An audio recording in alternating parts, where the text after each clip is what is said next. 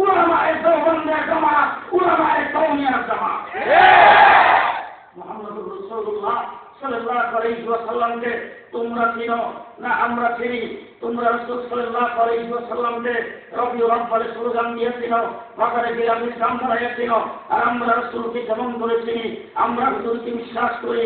আমার আল্লাহ হলেন রব্বুল আলামিন, আমার নবী হলেন রাহমাতুল লিল আলামিন। অতীতে যত নবী পৃথিবীতে আগমন করেছে সমস্ত নবীদেরকে আল্লাহ পাক এরিয়ার জন্য পাঠাইছে, গোত্রের জন্য পাঠাইছে, গোষ্ঠীর জন্য পাঠাইছে, কোন একটা এলাকার জন্য পাঠাইছে, কোন একটা জেলার জন্য পাঠাইছে।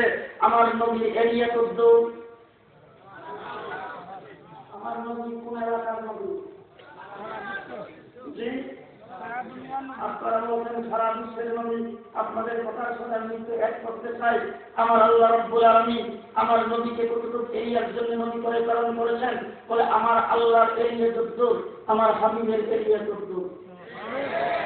আল্লাহর এরিয়া তদ্দূর, আল্লাহর এরিয়া তদ্দূর।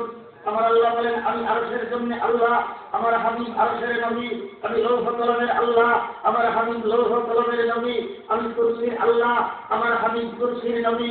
আমি সিদরাতুল মুনতাহার আল্লাহ, আমার হাবিব সিদরাতুল মুনতাহার নবী। আমি সাত আসমানের আল্লাহ, আমার হাবিব সাত আসমানের নবী। আমি বাইতুল মামুরের আল্লাহ, আমার হাবিব বাইতুল মামুরের নবী। আমি জান্নাত জাহান্নামের আল্লাহ, আমার হাবিব জান্নাত জাহান্নামের নবী। আমি হুর গিলমানের আল্লাহ, আমার হাবিব জান্নাত হুর গিলমানের নবী। আমি চন্দ্র সূর্যের আল্লাহ, আমার হাবিব চন্দ্র সূর্যের নবী। আমি সাত আসমানের আল্লাহ, আমার হাবিব সাত আসমানের নবী। আমি ফেরেশতাদের আল্লাহ, আমার হাবিব ফেরেশতাদের নবী। আমি জিনদের আল্লাহ, আমার হাবিব জিনদের নবী। আমি মানুষের আল্লাহ, আমার হাবিব মানুষের নবী। আমি তামাম কায়নাতের আল্লাহ, আমার হাবিব তামাম কায়নাতের নবী। আমি সৃষ্টি জগতের আল্লাহ, আমার হাবিব তামাম সৃষ্টি জগতের নবী। অতীতে নবীকরণ করেছেন।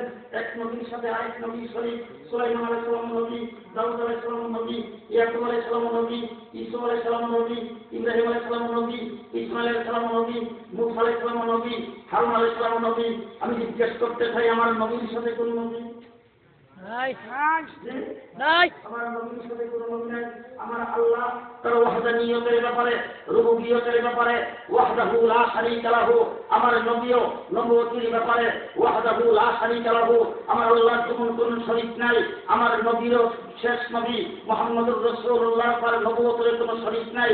तमाम পৃথিবী যতদিন থাকবে আমার আল্লাহর যতদিন আছে আমার নবীর নবুয়ত ততদিন আছে। আমার আল্লাহ যেখানে শেষ আমার নবীর নবুয়ত সেখানে শেষ। কবর জগতে কোন নবীর নবুয়ত চলবে না, কোন নবীর নবুয়ত কবর জগতে চলে না। আমার নবীর খতম নবুয়ত কবর জগতে চলে। হাসরের ময়দানে কোন নবীর নবুয়ত চলবে না, আমার নবীর খতম নবুয়ত চলবে। মিজানের গোড়ায় কোন নবীর নবুয়ত চলবে না, আমার নবীর খতম নবুয়ত চলবে। হাউজে কাউসারের কিনারে কোন নবীর নবুয়ত চলবে না, আমার নবীর খতম নবুয়ত চলবে। আরশের ছায়ার নিচে কোন নবীর নবুয়ত চলবে না, আমার নবীর খতম নবুয়ত চলবে। ফুরসিরাতের গোড়ায় কোন নবীর নবুয়ত চলবে না, আমার নবীর খতম নবুয়ত চলবে। জান্নাতের ভিতরে আল্লাহ হলেন রব, আমার নবীর নবুয়ত চলবে, কোন নবীর নবুয়ত চলবে। মুহাম্মদুর রাসূলুল্লাহ সাল্লাল্লাহু আলাইহি ওয়াসাল্লামকে আমরা চিনি না, তোমরা চিনো।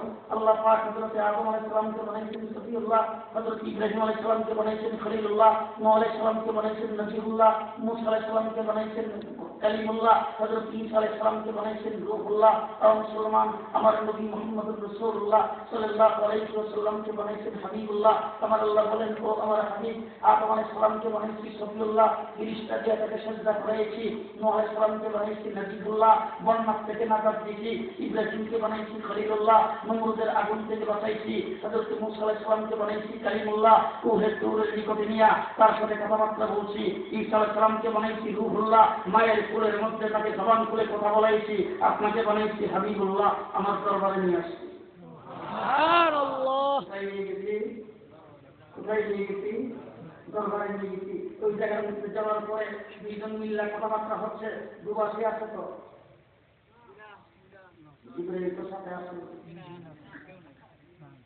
আবু বকর তো লোক হয়েছে। জি, রব্বুল আলামিন রাহমাতুল লিল আলামিন আল্লাহ হলেন হাবিব, আমার নবী হলেন মাহবুব। হাবিবার মাহবুব দুইজনে বসছেন, মধ্যখানে কেউ নেই। প্রেমের আলাপ শুরু।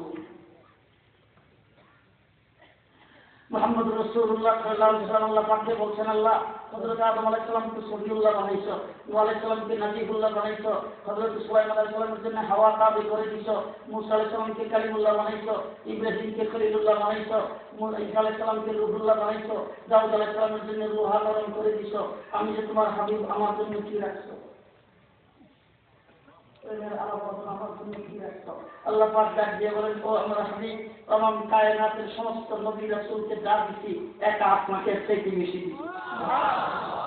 তবে একটা জিনিস শুধু আপনার জন্য রাখছি, যেটা তমাম কায়নাতের কাউকে দেয়নি। বলে সেই জিনিসটা কি? বলে সেই জিনিসটা হলো আমি আল্লাহ, আর আপনি হইলেন মাহবুব, আমি হইলাম রাব্বুল আলামিন, আপনি রাহমাতুল লিল আলামিন। দুইজন একত্রিত থাকবো, কোনোদিন জুদা হবো না। যেমন করে দেওয়া হলো না, বলে জান্নাতের প্রত্যেকটি গাছের পাতায় যেখানে আমার নাম লেখা থাকবে সেখানে আপনার নাম লেখা থাকবে।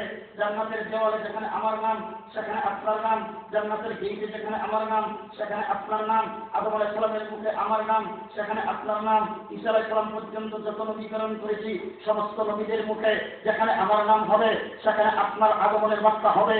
হযরত ইউসুফ আলাইহিস সালামের কুয়ার ভিতরে যেখানে আমার নাম সেখানে আপনার নাম, নূহ আলাইহিস সালামের কিস্তিতে যেখানে আমার নাম সেখানে আপনার নাম, নমরুদের আগুনে ইব্রাহিম যেখানে আমার নাম সেখানে আপনার নাম, মূসা আলাইহিস সালাম তুরের ভিতরে যেখানে আমার নাম সেখানে আপনার নাম, তাওরীতে যেখানে আমার নাম সেখানে আপনার নাম, ইনজিলে যেখানে আমার নাম সেখানে আপনার নাম, জাবুরে যেখানে আমার নাম সেখানে আপনার নাম, तमाम কায়নাতের ভিতরে যেখানে আমি আল্লাহর নাম হবে সেখানে আপনার নাম হবে।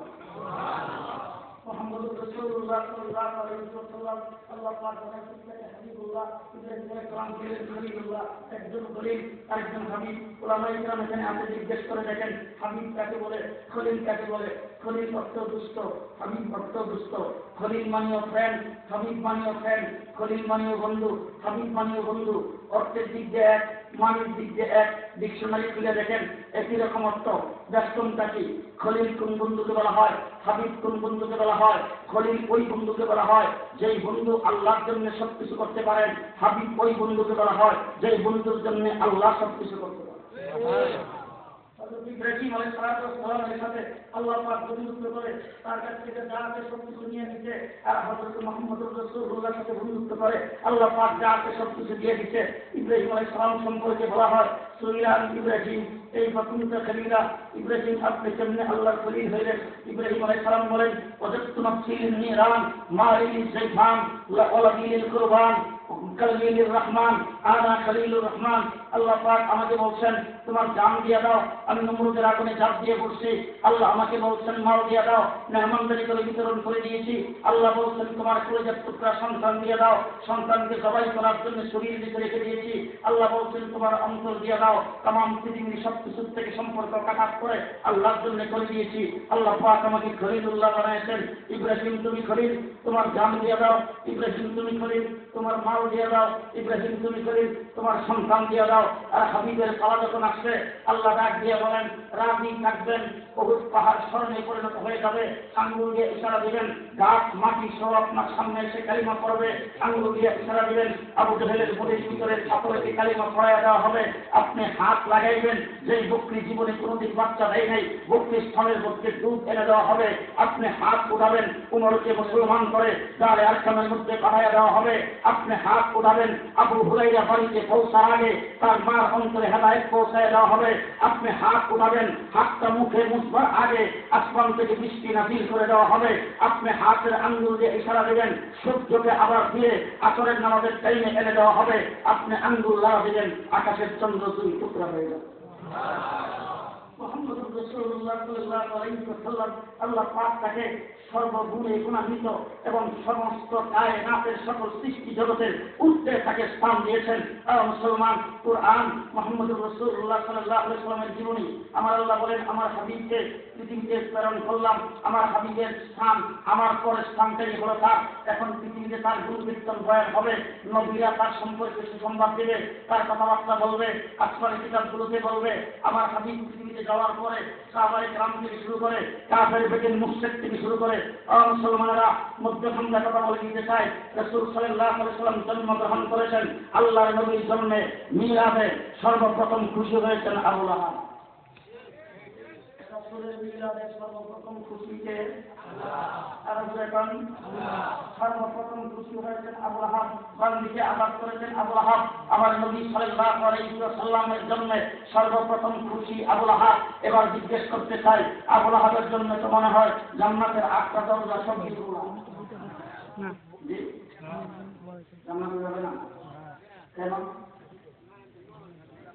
জি রাসূলুল্লাহ সাল্লাল্লাহু আলাইহি ওয়াসাল্লামকে সবচেয়ে বেশি মহব্বত করেছেন আবু তালেব। আবু তালেব, উতবা, সাইবা, আবু জাহেল আমার নবীকে মহব্বত করতে করতে ভালোবাসতে বাসতে আস-সাদিকুল আমিন বলে উপাধি দিয়েছে, কিন্তু তারপরেও জান্নাতে কি কারণ?